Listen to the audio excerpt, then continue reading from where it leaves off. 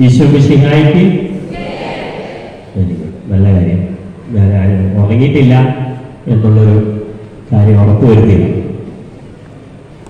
സ്നേഹ ബഹുമാനപ്പെട്ട അധ്യക്ഷനും വികാരിയുമായ ഡൊമിനിക് കാച്ചിപ്പള്ളി അച്ഛനും vice chairman Sebastian Vaippan, general secretary Sherin Shindo ഈരാളിക്ക്,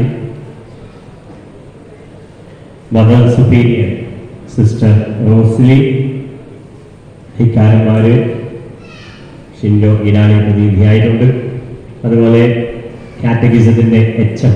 Jason Sebastian, നിയുക്ത വൈസ് ചെയർമാൻ ജോയ് വല്ലൂരാൻ, കുടുംബ കൂട്ടായ്മയുടെ ഭാരവാഹികളായ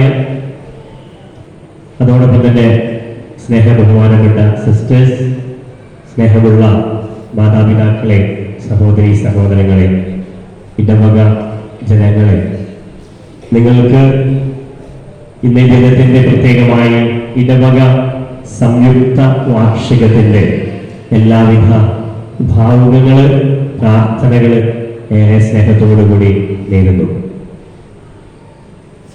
അച്ഛൻ സൂചിപ്പിച്ചതുപോലെ ഇന്ന് മാതൃദിനമാണ്, ലോക മാതൃദിനം ആഘോഷിക്കുകയാണ്.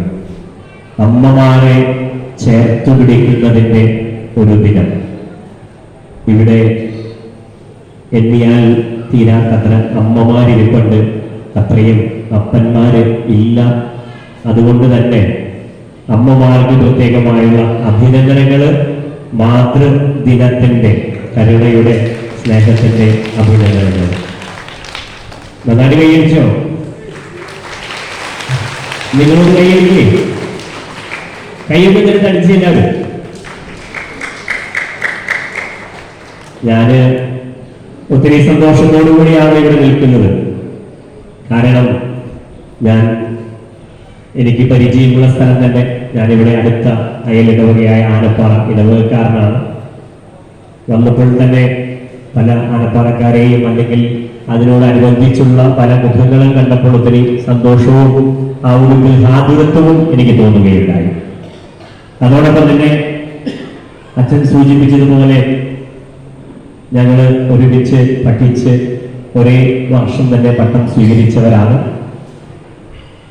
എനിക്ക് തോന്നുന്നു ഈ ഇടവകയുടെ ഒരു അനുഗ്രഹമായിട്ട് നിങ്ങൾക്ക് ദൈവം തന്ന വലിയൊരു സമ്മാനമാണ് ഡൊമിനിക് അച്ഛൻ. കാരണം പഠിച്ചുകൊണ്ടിരുന്ന കാലഘട്ടങ്ങളിൽ തന്നെ അദ്ദേഹം അന്നേ ഒരു വികാരിയാകാനുള്ള എല്ലാ സീരിയസ്നെസ്സും അതോടൊപ്പം തന്നെ പക്വതയും കൃത്യനിഷ്ഠതയും ഒപ്പം എല്ലാവരെയും ചേർത്ത് പിടിക്കുന്ന നല്ല ഒരു വ്യക്തിത്വവും ആയിരുന്നു. അതുകൊണ്ട് പ്രിയ അച്ഛ, എനിക്ക് തോന്നുന്നു 8 മാസമായോന്ന് അച്ഛൻ പറഞ്ഞു. യഥാർത്ഥത്തിൽ നിങ്ങള് അച്ഛനെ ഹൃദയത്തിൽ സ്വീകരിച്ചു എന്നെനിക്ക് തോന്നുകയാണ്. കാരണം പിന്നീടുള്ള പല കാര്യങ്ങളും കേട്ടപ്പോൾ, ഈ ഇടവകയുടെ പല കാര്യങ്ങളെ കുറിച്ച് കേട്ടപ്പോൾ നിങ്ങൾ അത്രത്തോളം അച്ഛനെ ഹൃദയത്തിൽ ചേർത്ത് പിടിക്കുന്നു എന്നുള്ളതാണ്. അതുകൊണ്ട് അച്ഛന് നല്ലൊരു കൈയടിയെ കൊടുത്തേ.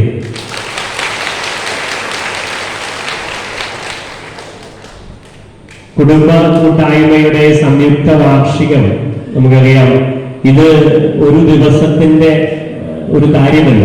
എത്രയോ നാളുകളായിട്ട് നിങ്ങൾ ഇതിനു വേണ്ടി ഒരുക്കിക്കൊണ്ടിരിക്കുകയാണ്. എനിക്ക് തോന്നുന്നു കുറച്ച് ആളുകൾക്ക് ഇവിടെ കുറവുള്ളവർ ചിലപ്പോൾ കലവറയിലോ അതല്ലെങ്കിൽ നിങ്ങൾ പ്രോഗ്രാമിലൊക്കെ ഒരുങ്ങിക്കൊണ്ടിരിക്കുകയെന്ന് ഞാനങ്ങ് ചിന്തിക്കുകയും, എങ്കിൽ കൂടിയും ഇത്രയേറെ പേര് ഇവിടെ ആയിരിക്കുന്നത് തീർച്ചയായിട്ടും ഇത് ഇടവകയുടെ ഒരു കൂട്ടായ്മയുടെ വളർച്ചയുടെ സാഹോദര്യത്തിന്റെ ഒരു ഒത്തുചേരലാണ്. ഇത് യഥാർത്ഥത്തില് ഈ അമലാപുരം ഇടവകയുടെ ഒരു ആഘോഷ ദിനം തന്നെയാണ്.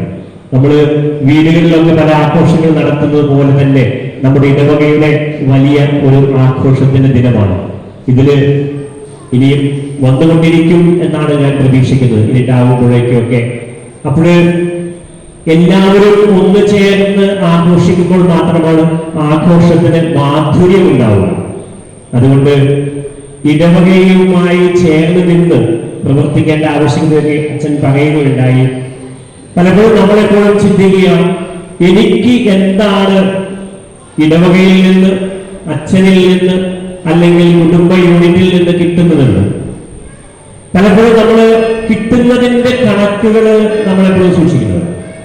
എന്നാൽ എനിക്ക് എന്ത് കൊടുക്കാൻ പറ്റും, എന്റെ പ്രാതിനിധ്യം, ഞാൻ എങ്ങനെ എന്റെ വിശ്വാസത്തെ ഇടവകയുടെ വിശ്വാസത്തോട് ചേർന്ന്, ഇടവകയുടെ കൂട്ടായ്മയോട് ചേർത്ത് വെക്കാൻ സാധിക്കും എന്നതിനെ കുറിച്ച് ചിന്തിക്കുമ്പോൾ മാത്രമാണ് ഇടവകയുടെ വളർച്ചയും കൂട്ടായ്മയും സുതാര്യമായിട്ടും നന്നായിട്ടും പോവുകയുള്ളൂ. അതല്ലെങ്കിൽ പലപ്പോഴും നമ്മൾ പല തിക്ത അനുഭവങ്ങളുടെയും അതല്ലെങ്കിൽ പല കാരണങ്ങൾ നമ്മൾ കണ്ടെത്തിക്കൊണ്ടിരിക്കും. എന്നാൽ കുടുംബത്തെ കുറിച്ച് പറയുന്ന ഒരു കാര്യം, കുടുംബം എന്നത് അല്ലെങ്കിൽ ഒരു വീട് എന്നത് ഒരു കാരണവുമില്ലാതെ സ്നേഹിക്കുവാനും ഒരു ഉപാധിയുമില്ലാതെ ഒരുമിച്ച് ജീവിക്കുവാനും സാധിക്കുമ്പോഴാണ് കുടുംബം സാധിക്കുന്നതാണ് വീടെന്നത്, കുടുംബം എന്നത്. ഇതുപോലെ തന്നെയാണ് ഒരു ഇടവക കൂട്ടായ്മ എന്നതും. ഇടവകയില് ഒരു കാരണവുമില്ലാതെ തന്നെ എന്റെ വിശ്വാസത്തിന്റെ കാരണം കൊണ്ട് മാത്രം ഞാൻ ഇടവകയിലും ഇടവകയായി ചേർന്ന് നിൽക്കുന്നതും, അതോടൊപ്പം തന്നെ എന്റെ ജീവിതത്തിന്റെ അടിസ്ഥാനവും ആധാരവുമാണ് എന്റെ ഇടവക ജീവിതം എന്നുള്ള ബോധ്യവുമാണ് ഇടവകയിലേക്ക് നമ്മെ ചേർത്ത് നിർത്തുന്നത് എന്നുള്ളതിന് യാതൊരു സംശയവുമില്ല. ഈ ഒരിക്കല് ഒരു അമ്മയും മകനും കൂടി വെറുതെ ഇങ്ങനെ യാത്ര ഇറങ്ങുകയാണ്. അങ്ങനെ നടന്നു പോകുന്ന സമയത്ത് അവരൊരു പാടത്തുകൂടെ പോകാനായിട്ട് ഇടവരുകയാണ്. ഈ പാടത്തുകൂടെ പോകുമ്പോൾ, ചെളി നിറഞ്ഞ പാടവരപ്പിലൂടെ നടന്നു പോകുമ്പോൾ ഈ അമ്മ മുന്നേ നടക്കുമ്പോൾ ഓരോ കാലും കൃത്യമായിട്ട് വച്ചുകൊണ്ട് അമ്മ നടന്ന് കൊണ്ടുവരികയാണ്. അങ്ങനെ പോയപ്പോൾ കുറച്ചു ദൂരം ചെന്നപ്പോൾ അമ്മ തിരിഞ്ഞു നോക്കിയപ്പോൾ ഈ മകനും അമ്മ ചവിട്ടിയ അതേ ചവിട്ടുപാടുകളിൽ ചവിട്ടിക്കൊണ്ട് അവനും അമ്മയുടെ പിന്നാലെ നടക്കുകയാണ്. അപ്പോൾ അമ്മ ചോദിച്ചു, എന്തുകൊണ്ടാണ് നീ ഞാൻ ചവിട്ടിയ പാതകൾ മാത്രം ചവിട്ടിക്കൊണ്ട് നടക്കുന്നത് എന്ന് ചോദിച്ചപ്പോൾ അവൻ പറഞ്ഞു, എന്റെ അമ്മ നടക്കുന്ന വഴികളിൽ എന്റെ അമ്മയുടെ പാദങ്ങളോട് ചേർന്ന് ഞാൻ നടക്കുമ്പോൾ ഒരിക്കലും ഇടറുകയോ തളരുകയോ വീഴുകയോ ഇല്ല എന്നെനിക്കറിയാം. അല്ലെങ്കിൽ ചിലപ്പോൾ ഞാൻ പുതിയൊരു സ്ഥലത്ത് ചവിട്ടിയാല് തെന്നി വീഴാൻ, ചെളിയിൽ തെന്നി വീഴാൻ സാധ്യതയുണ്ട്. പ്രിയമുള്ളവരെ, ഈ കുടുംബ കൂട്ടായ്മയൊക്കെ നടത്തുന്ന ഈ സമയത്ത് നമുക്ക് നമ്മളോട് തന്നെ ഒന്ന് വിചിന്തനം ചെയ്യാൻ സാധിക്കുമോ? എന്റെ കുടുംബത്തില് ഞാൻ നടക്കുന്ന വഴികളിൽ എന്റെ മക്കൾക്ക് ഇതുപോലെയുള്ള ഒരിക്കലും അവരെ ഇടരാതെ, അവർക്ക് ഇടർച്ചകൾ സംഭവിക്കാതെ, തകർച്ചകൾ സംഭവിക്കാതെയുള്ള മാതൃകാപരമായ, അതല്ലെങ്കിൽ അവരുടെ ജീവിതത്തെ സുരക്ഷിതമായിട്ട് നടത്താൻ പറ്റിയ ഒരു ജീവിതമാണോ എന്റേതെന്ന് നമ്മളൊന്ന് വിശകലനം ചെയ്യേണ്ടതും ആത്മശോധന ചെയ്യേണ്ടതുമാണെന്ന് എനിക്ക് തോന്നുകയാണ്. കാരണം നമുക്ക് നമ്മൾ നടക്കുന്ന വഴികൾ ശരിയായെങ്കിൽ മാത്രമേ നമുക്ക് പിന്നെ വരുന്നവര് അതുപോലെ നടക്കുകയുള്ളൂ എന്ന കാര്യം ഒരിക്കലും വിസ്മയിക്കരുത്. കുടുംബം ദേവാലയം എന്ന് നമ്മൾ പറയുകയും കേൾക്കുകയും ചെയ്തിട്ടുണ്ട്. ഈ കുടുംബം എന്ന ദേവാലയത്തില് കുടുംബത്തിന്റെ വിശുദ്ധിക്ക് ചേരാത്തത് എന്റെ കുടുംബത്തിൽ എന്റെ ജീവിതത്തിൽ ഉണ്ടോ എന്നത് ആത്മശോധന ചെയ്യേണ്ടത് വളരെ പ്രധാനപ്പെട്ടത്. കാരണം നമുക്കറിയാം, ഇന്ന് നമ്മൾ ജീവിക്കുന്നത് ഒരു ശാസ്ത്ര സാങ്കേതിക ലോകത്തില്, അതും ഒരു AI ലോകത്താണ്. ആർട്ടിഫിഷ്യൽ ഇന്റലിജൻസ് എന്നൊക്കെ പറയും. കാരണം അതിപ്പോ അതിന്റെ നിങ്ങൾക്ക് ഏറ്റവും മനസ്സിലാകുന്ന ചില കാര്യങ്ങൾ എന്ന് വെച്ചാല് മൊബൈലിലൊക്കെ ഒരു പടം കണ്ടാല് പിന്നെ ആ പടം തന്നെ നിങ്ങൾക്ക് തന്നുകൊണ്ടിരിക്കും. അല്ലെങ്കിൽ അങ്ങനെ പല കാര്യങ്ങളും നമ്മൾ കണ്ടെത്തുന്ന അല്ലെങ്കിൽ ആ ഒരു AI ലോകത്തെ ജീവിക്കുന്നു. ഇന്ന് പലപ്പോഴും പലരും നേരത്തെയൊക്കെ നമ്മള് നല്ലൊരു സാരി മേടിച്ചാല് നാത്തൂനെയോ അല്ലെങ്കിൽ അയൽവക്കത്തുള്ളവരെ കൊണ്ടുപോയി കാണിച്ചിട്ട് പറയും, എടി ഈ സാരി എങ്ങനെയുണ്ട്, നാളത്തെ പരിപാടിക്ക് കൊടുത്ത എങ്ങനെയുണ്ടെന്നൊക്കെ ചോദിക്കും. ഇന്ന് നമ്മൾ ആരും അങ്ങനെ ചോദിക്കില്ല, AI ചോദിക്കും, ഇന്ന് ഞാൻ ഏത് സാരിയാണ് ഉടുക്കേണ്ടത്, ഇന്ന് ഞാൻ ഏത് കളർ വസ്ത്രമാണ് ധരിക്കേണ്ടത്. അല്ലെങ്കിൽ ജിമ്മൊക്കെ ചെയ്യുന്ന പിള്ളേരൊക്കെ ഉണ്ടെങ്കിൽ അവര് AI ചോദിക്കും, ഇന്ന് ഞാൻ എന്ത് ഫുഡാണ് എന്ത് ഭക്ഷണമാണ് കഴിക്കേണ്ടത്. അതല്ലെങ്കിൽ പഠിക്കുന്ന കുട്ടികളാണെങ്കിൽ അവർക്ക് വേണ്ട പഠനത്തിന്റെ കാര്യങ്ങൾ AI ചോദിക്കും, എന്താണ് ഇന്ന് ഞാൻ പഠിക്കേണ്ടത്, അല്ലെങ്കിൽ എനിക്ക് പഠിക്കാനുള്ളത് പറഞ്ഞു തരികയാണ്. ഇങ്ങനെ നമുക്കറിയാം, പണ്ട് വലിയ കുടുംബങ്ങൾ കൂട്ടുകുടുംബങ്ങളിൽ നിന്നും ചെറുകുടുംബങ്ങളിലേക്കും അണുകുടുംബങ്ങളിലേക്കും നമ്മൾ താഴ്ന്ന് ചുരുങ്ങി പോകുന്ന ഈ കാലഘട്ടത്തിൽ പണ്ട് ഒരു മുറിയോ 2 മുറിയിലോ 8ഉം 10ഉം പേര് ഒരുമിച്ച് ജീവിച്ചിരുന്ന കാലഘട്ടങ്ങളിൽ നിന്ന് മാറി ഓരോരുത്തർക്കും വ്യത്യസ്തമായ സെപ്പറേറ്റ് മുറികളൊക്കെയുള്ള വീടുകളിൽ ജീവിക്കുന്ന സാഹചര്യത്തിൽ നമ്മുടെ സ്നേഹത്തിന്റെ, കൂട്ടായ്മയുടെ, സാഹോദര്യത്തിന്റെ, പരസ്പരം പങ്കുവെക്കലിന്റെ ഒക്കെ മാനങ്ങൾ നഷ്ടപ്പെട്ടു പോകുന്നുണ്ടോ എന്ന് നമ്മൾ ചിന്തിക്കേണ്ടത് വളരെ പ്രധാനപ്പെട്ട.